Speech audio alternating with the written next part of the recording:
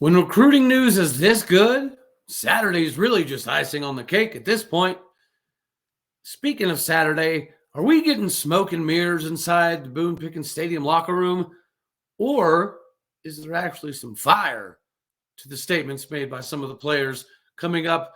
All of that and more right here. You are Locked On Oklahoma State, your daily podcast on the Oklahoma State Cowboys. Part of the Locked On Podcast Network. Your team every day.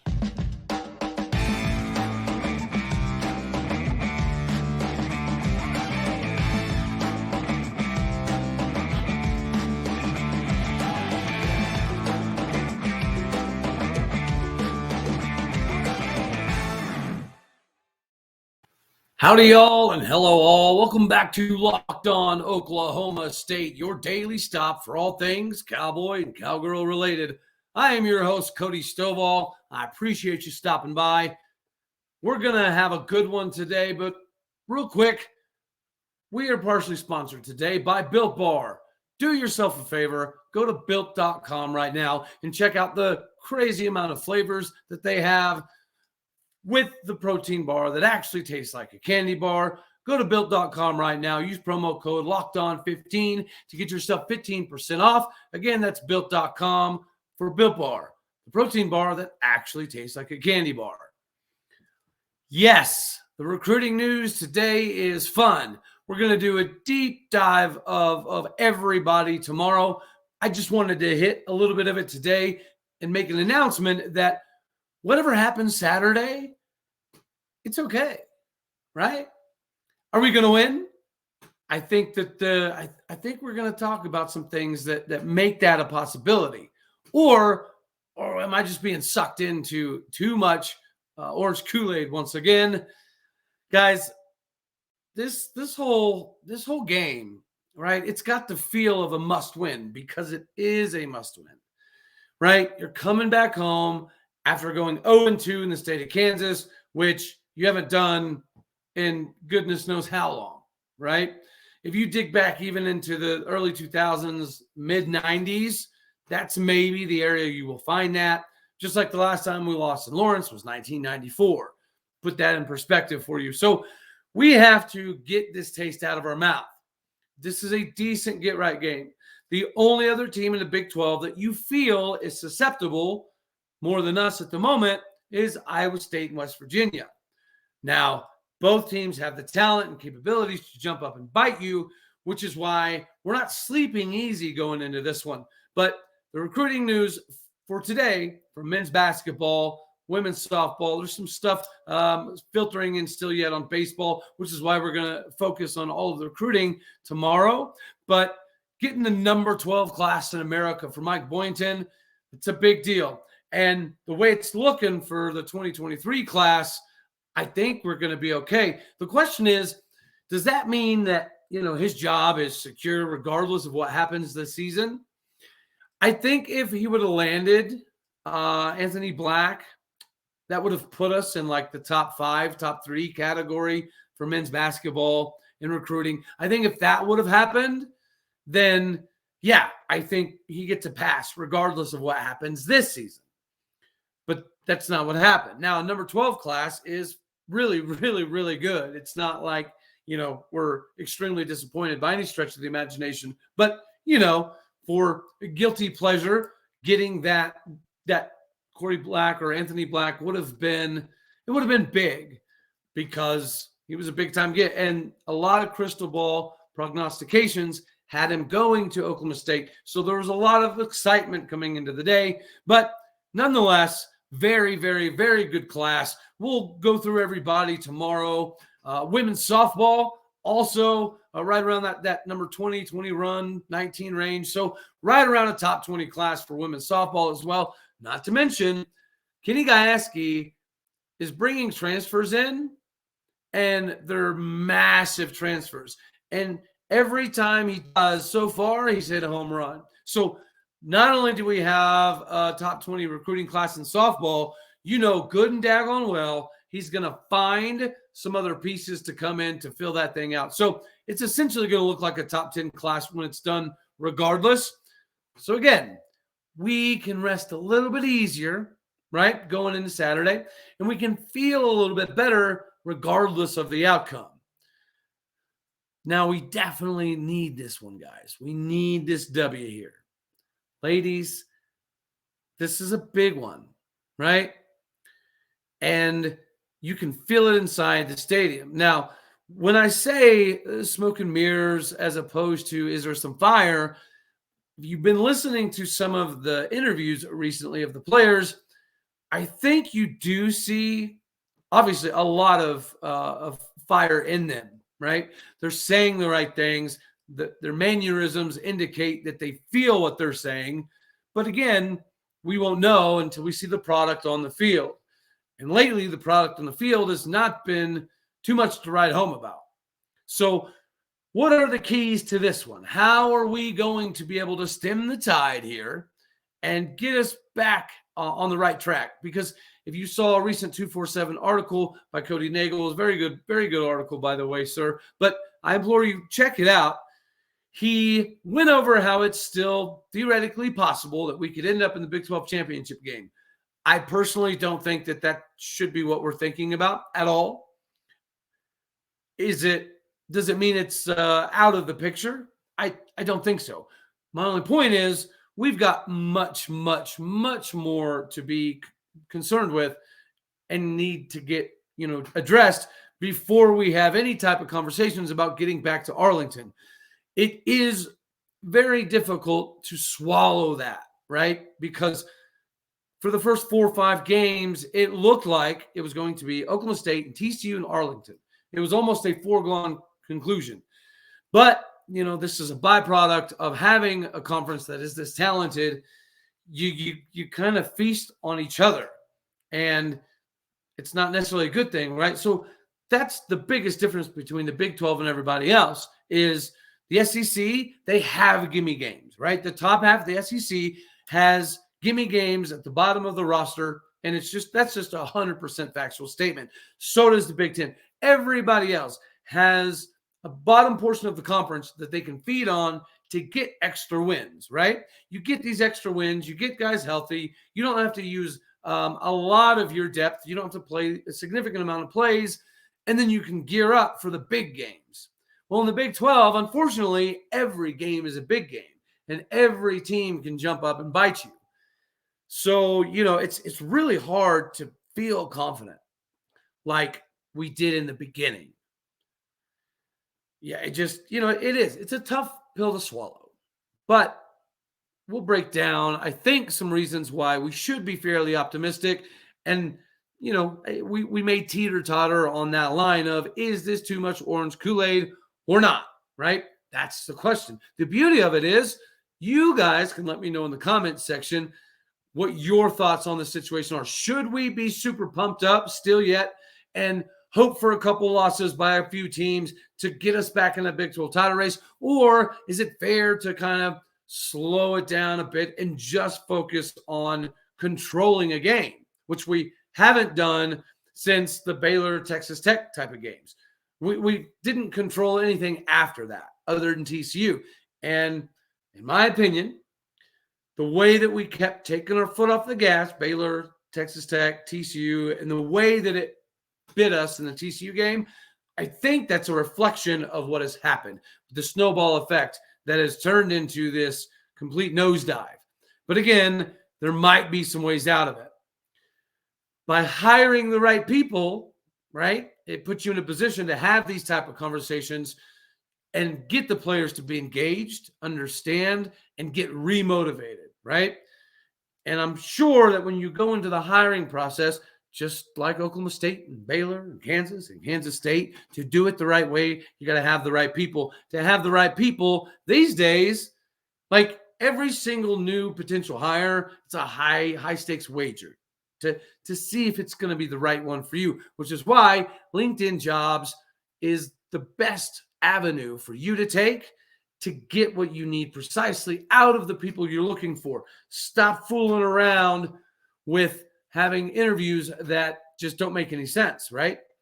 Post your job for free right now, linkedin.com/LockedOnCollege. Again, it's linkedin.com/LockedOnCollege. and get yourself in the best position to not make mistakes in the hiring department. Let them sort out the funny stuff. All right, so if you've been following along with the recent interviews, some things that I found interesting, right, were the emphasis that obviously we're going to have on running the ball. Jaden Nixon, I feel like in his interview, he handled it very, very good, very, very professional. He said the right things. But there was one point in time where he slipped up and had a minor stutter type thing. But I think it was because he caught himself. I really, really, really, really believe that he was about to say something to the effect of distribution of the football.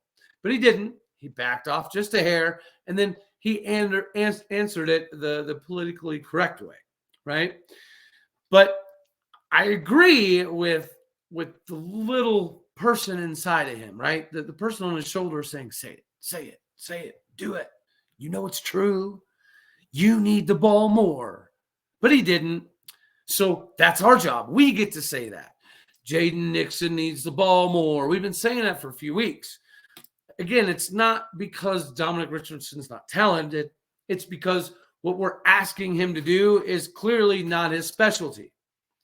We need somebody that's capable to make a couple misses happen right around the line of scrimmage, because for whatever reason, we're failing to get to that second level and wall off or shut down the linebackers. That's what you're looking for. You want your O-line to not only block, but be able to get up to the second level to help block those guys as well. Because in football, it's all a numbers game. That's all it is, right? That is something that Gundy does emphasize quite often when he's having his interviews, that this is a numbers game. And that's something that, obviously we need to focus on. And with the confidence of Jaden Nixon and his little almost slip up, I feel like finally maybe he's going to be an integral part of the game plan. Ollie Gordon should be over his ailment. That was minor, but just like a slight flu type thing. Hopefully that's all done. If that's done, that gives us a different animal. DeAndre Jackson runs the ball. Dom runs the ball. And Ollie Gordon run the ball this one particular way, right? A Chris Carson style of way, which is, again, why I think Jaden needs more touches, because he's the elusive one. He's the scat back that can make some misses happen in the backfield to get himself an opportunity to break out some chunk runs, 20 yards, 30 yards, 50 yards. That's what Dominic Richardson has not been able to do, right? 10 yards, 15 yards is like his max. And again, it's not a knock on him. I think it's a knock on the way we're trying to, again, fit a square peg in a round hole. It ain't going to happen. So why are we trying to make something happen that just doesn't really work? Hopefully we see that adjustment this weekend. There needs to be an emphasis on running the football. I know we keep saying that, but that's not what we're doing. We had Garrett Rangel throwing it all over the yard, partially, I think, maybe to prove a point that we're not afraid to let this kid, grip it and rip it. But it didn't really work out. He showed some flashes. He did some things. But all in all, that was not a productive day for Garrett Rangel, right? Rangel is, again, probably the future. The battles she's going to have with Zane Flores are must-see TV. Hopefully we don't have a depth issue, so we can see them both play against each other here in a couple of springs. That'll be fun. So, yeah, just like, Gundy kind of mentioned that, again, not the rebuild per se, but he made a point to talk about the youth and how much of the youth at the moment is playing, which will correlate more on the field next season. To me, that almost seems like he's hinting at we're in rebuild mode, which, again, we shouldn't be. We're at a point in the ascension of Oklahoma State University that should not be part of a conversation that we're having. It shouldn't be. So we're just going to stick with the positive points. And the positive points are those interviews, those players seem motivated. Even the interview with Colin Oliver, who on film was caught standing around and not moving during plays. So I think maybe the tail ripping they got from Derek Mason at the halftime last week, hopefully that carried over into this week. Maybe he's a little bit more fired up. Maybe he's the key to seeing a difference. Maybe he was just too nice, polite, and he just was waiting and hoping that because we have so much talent, they'd figure it all out. Maybe the fire that he lit jumping into them 7 ways from Sunday last week in the locker room in Lawrence was a carryover. Again, negativity carries over to the next game, just like positivity does. If you stomp on somebody, it's going to feel good. You're going to feel good going to the next week. And guys, let's face it. Everybody on that field, for the most part, is somewhat egotistical. You have to be. Not like in a bad way, but if you don't think that you're that dude that can get the ball and make a play when the team needs you to, if you don't think you're that guy, then there's a problem, right? You don't go to play collegiate level anything if you go thinking that you're always going to be a 4-stringer. To me, that just doesn't make a whole heck of a lot of sense. So I don't think that, the negativity should permeate forever. But if we don't get this done against Iowa State in Boone Pickens Stadium in a blackout game, then something is massively off, right? We know something's not quite right. You can see it, you can sense it, you can hear it, you can feel it. But if we lose to Iowa State, especially the way we've been losing, that is an unforgivable sin in Stillwater. Can we, I don't know. I don't even want to speak it into existence. So we're not going to. But again, I will say this show is going to be a wild ride if we get stomped by Iowa State. That's for sure. It's going to be a fun ride on a daily basis, any daggone ways. But a fun ride and a wild ride sometimes can be two entirely different things. Jaden Nixon's going to get the ball more. There's clearly an emphasis in talking to Colin Oliver to stop the run. And he even said, if we figure out how to stop the run, then everything from there will work itself out. AKA, they're on the D-line realizing they're not living up to expectations. They came into the season expecting to be a top 10 in sacks and tackles for loss top of D, which we were for the first 4 or 5 weeks, right? And then we just nosedived. We're not sacking now, not a nobody. And it's hard to sack somebody if you're standing still playing patty cake baker's man with the offensive tackle. So again, hopefully there was a carryover from Derek Mason and he lit them a new one. And the grades came out exactly like we graded it out.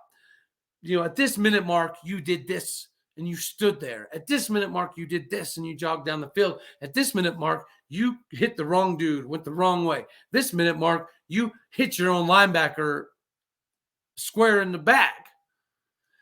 So, and if that was correlated to stadiums, maybe, make them run stadiums instead of smashing each other if we're worried about that type of injuries. And you cannot say that the deviation from practice normalcy was a problem because that was not the issue for the KU game. We were going to give a pass, right, to what happened in Manhattan. Because if Gundy did have to change all of the practice scheduling to eliminate some of the potential injury factors, since we have so many, then it's like, okay, you got to try some things here and there. Thanks for trying. We'll give it to you. But then to turn around and do what we did in Lawrence, nope. You can't let this one slide, right? 3 strikes, and we have to have a conversation about something that makes some people uncomfortable. But again, Colin Oliver stressed that we need to stop the run. So going into this game, the idea is to run more and stop the run from the team, from the horse's mouth. And then if you heard from Langston Anderson, guys, I hope that he continues to get more carries. He is so humble and graceful and respectful and motivated and has zero problem expressing his faith and how he's doing it through faith. And I also heard an interview with Sean Michael Flanagan, who also talked about how being deeply rooted in faith is something that helps them get over certain hurdles. So this is a game that all that needs to tie together. Derek Mason lighting a new fire, the team re-engaging in their passion, finding a way to get remotivated, to not look like the lazy team that we saw in Lawrence. We're going to call a spade a spade. We had some players that we rely on to lead the team that gave up on plays, on film, on a consistent basis. So again, they seem to be motivated. Is it smoke and mirrors like what happened in Lawrence? Again, we were willing to give a pass for Manhattan. But what happened in Lawrence, it's a head scratcher. What happens against Iowa State and Stillwater, Oklahoma this Saturday, that's big. I'll tell you, in my opinion, the last two performances have hurt one department that is crucial to the future success of the university. We're not going to, again, speak too much negativity into existence. So we'll see how this game plays out before we start having these potentially deeper conversations. But, okay, so when you dissect all that, what are you looking to accomplish other than just get the W? Well, clearly Jalen Noel's kind of come to the forefront as that next guy, which makes Iowa State a little bit more dangerous than they typically have been this season, right? Speaking of dangerous, if you haven't looked into SimpliSafe.com, maybe this is a good time to do so.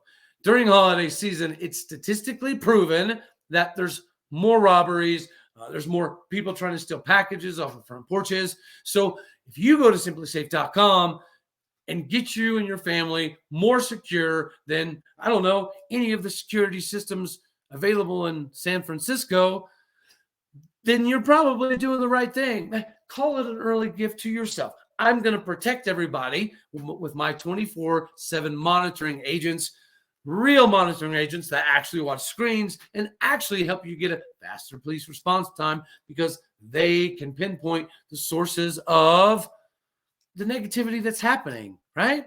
So do yourself a favor, get on SimpliSafe.com right now /LockedOnCollege to get yourself in the best position from a security standpoint moving forward.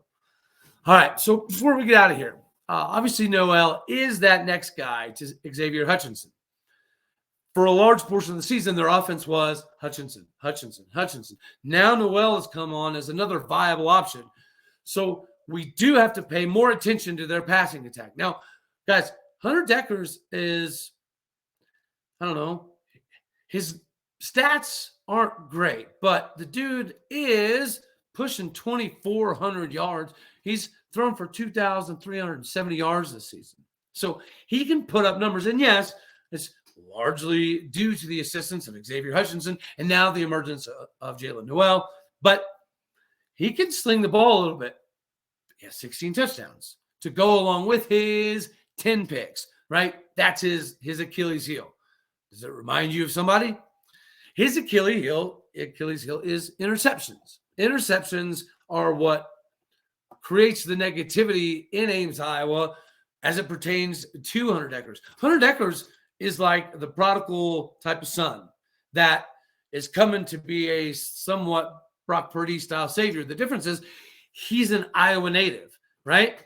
That everyone thought would probably go to a bigger school like in Iowa because he had plenty of opportunities to go to much bigger universities. He wanted to stay home because he bleeds that Iowa State gene, right?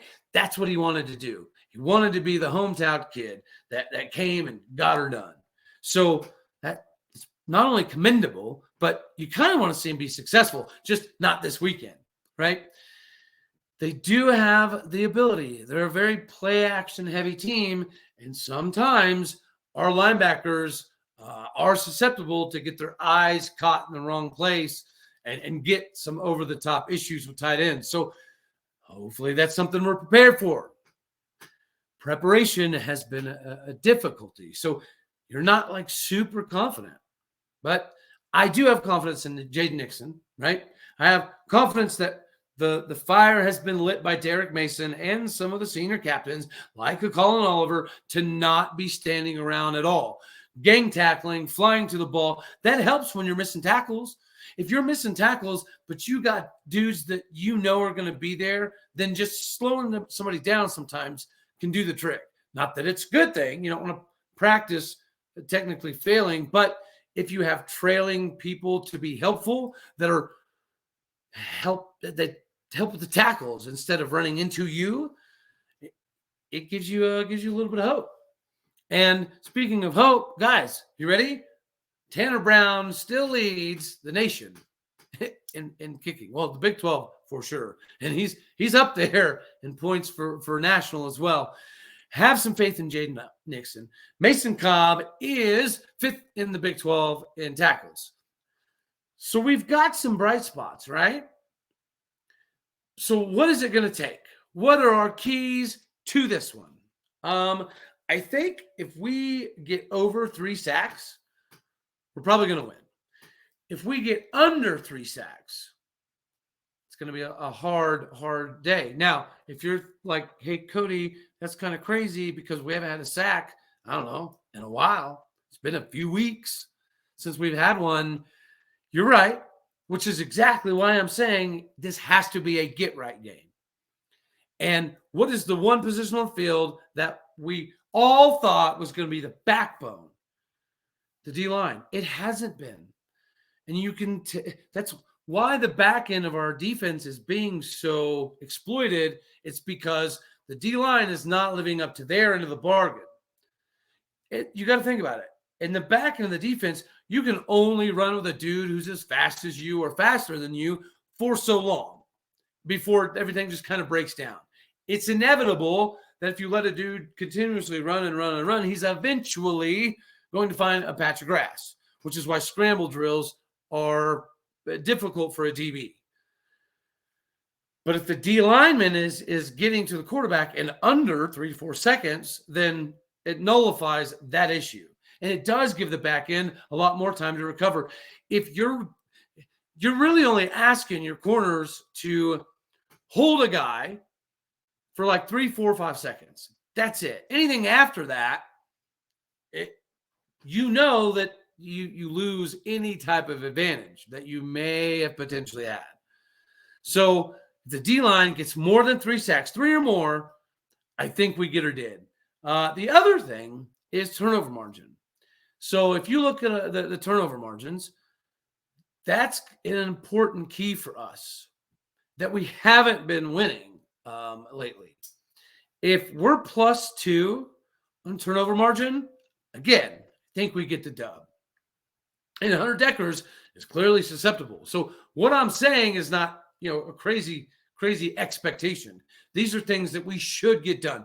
And for the third key, I went back and forth. So we'll do like a semi-fourth place. Time of possession. But the reason I didn't want to make that a focal point is because guess what I've been saying for the last 3 weeks? Time of possession. And we have failed miserably on time of possession in the last few weeks. Just hands down get whooped in TOP. So I didn't necessarily want to make that an emphasis because it almost seems like laziness because I've said it for 3 weeks in a row. So I wanted to add another one. Red zone defense. Third down defense was top 5 in the country. Coming into this last week, we're still top 10 in the country in third down. So if we can maintain some semblance of stability on third down defense, we're going to be okay. It's not all negative, guys. It's not all negative. Tune back in tomorrow as we go over this awesome day of recruiting. And again, we'll peek behind the curtain a hair more, and we'll hit some of the deeper layers of the football stuff too. But these recruiting classes are big time, guys. So there's a lot to be excited about. And we also have a basketball game tomorrow night in Gallagher-Iba Arena. as the men's team aims to have a little bit more offensive capabilities in this one. So tune in. I love you all. God bless. Go Pokes. Thank you yet again for stopping by to get your daily source for all things Cowboy and Cowgirl related here on Locked On Oklahoma State. See you tomorrow.